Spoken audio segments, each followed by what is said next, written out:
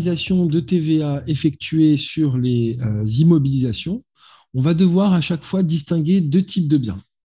Les biens mobiliers et les immeubles bâtis. Les biens mobiliers, c'est des éléments qui vont pouvoir bouger, tandis que les immeubles bâtis, bon voilà, c'est des constructions qu'on ne pourra pas bouger. Alors, pour rappel, les immeubles bâtis, vous savez, lorsqu'ils sont achevés depuis plus de 5 ans, il n'y a plus de TVA.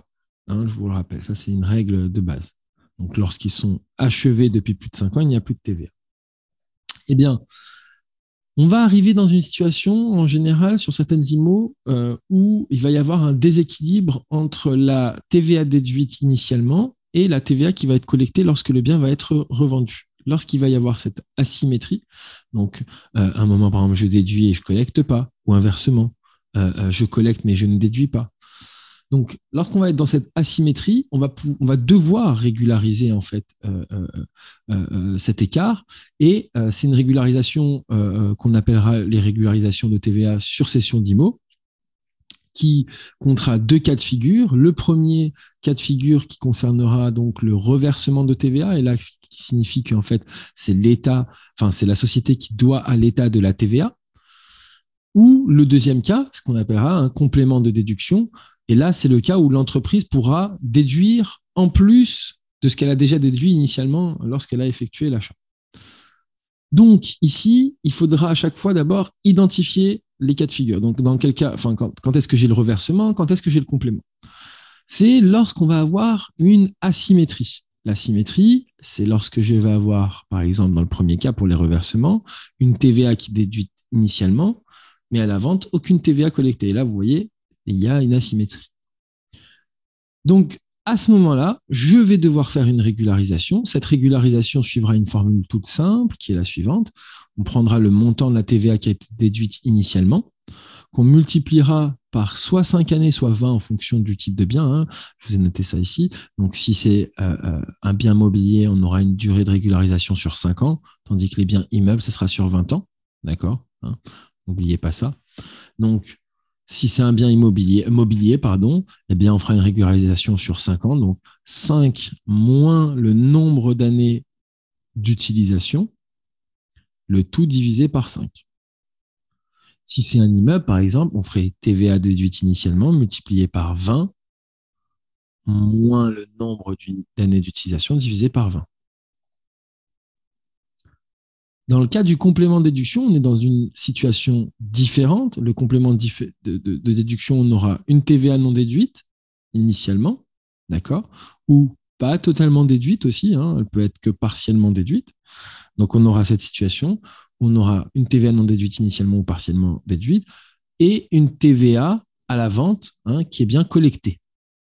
Donc, en fait, là, c'est en la défaveur de l'entreprise. Donc, elle va avoir un complément de déduction. Et ce calcul dépendra, bien sûr, du nombre d'années restantes, finalement, du bien, puisqu'on va encore faire la même chose. Soit la TVA non déduite initialement, multipliée par 5 ou 20 hein, pour les biens immeubles. Donc, multipliée par 5 moins le nombre d'années d'utilisation. Quand je fais ce calcul-là, ça veut dire le nombre d'années de régularisation restantes. Le tout divisé par 5. Ou bien sûr 20 si c'est un bien immeuble. D'accord ? Ou 20 si c'est un bien immeuble.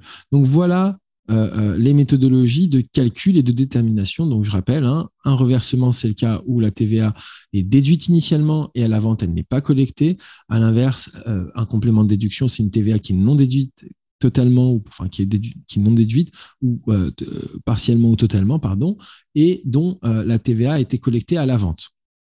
Et donc, ces deux situations vont nous permettre de régulariser hein, l'asymétrie de TVA.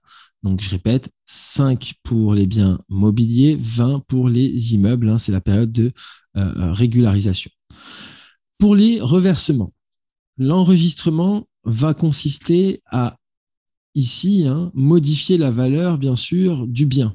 Puisque lorsqu'on va faire un reversement, qu'est-ce qui va se passer? Le coût d'acquisition finalement va augmenter puisqu'il y a de la TVA qui était déductible avant qui devient non déductible finalement si on résume la situation. Donc on va augmenter la valeur de l'actif, c'est un actif qu'on augmente au débit et donc on va bien faire l'enregistrement d'un reversement. D'accord.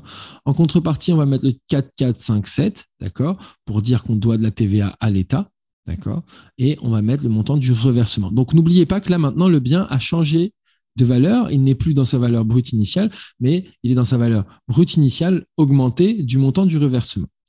Dans un second temps, arrive à cette même date, arrive la cession du bien.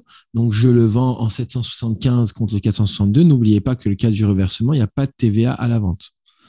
Donc, on est dans ce cas-là. Donc là, par exemple, j'enregistre mon produit de cession, PCEA, le produit, contre le 462, le compte de créance. Enfin, j'entraîne la sortie du patrimoine, puisque la cession a entraîné ça.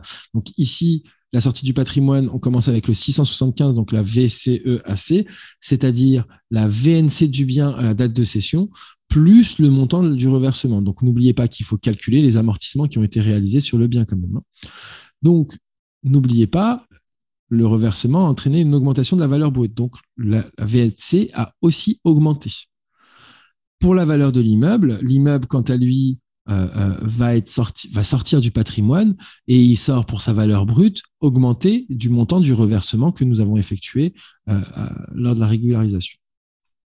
Les amortissements ne bougent pas, on sort les amortissements réellement effectués jusqu'à la date de cession.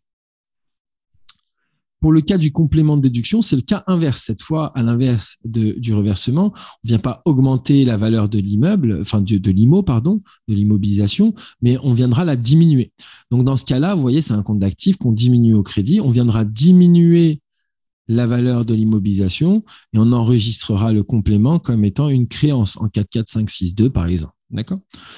Donc, c'est une créance pour le montant qu'on a calculé avec la formule au-dessus. Soit 5, soit 20, en fonction de la nature du bien, si c'est un immeuble. Ensuite, je vais enregistrer la cession. Là, lors de cette cession, vous avez de la TVA collectée. D'accord ? Donc là, on va avoir de la TVA collectée qui va être comptabilisée avec le 775. Et enfin, on va avoir la sortie du bien. Et lorsque je vais faire la sortie du bien, je vais solder, bien sûr, la VNC qui a été déjà diminuée, puisque c'est le brut qui a été diminué. Donc la VNC est impactée.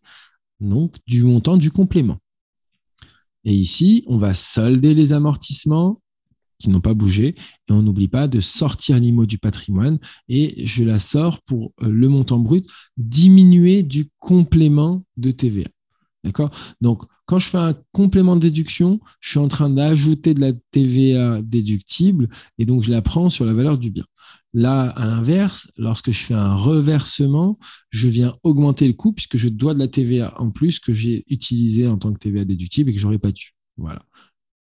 Voilà à peu près les traitements comptables pour les reversements et les compléments de déduction.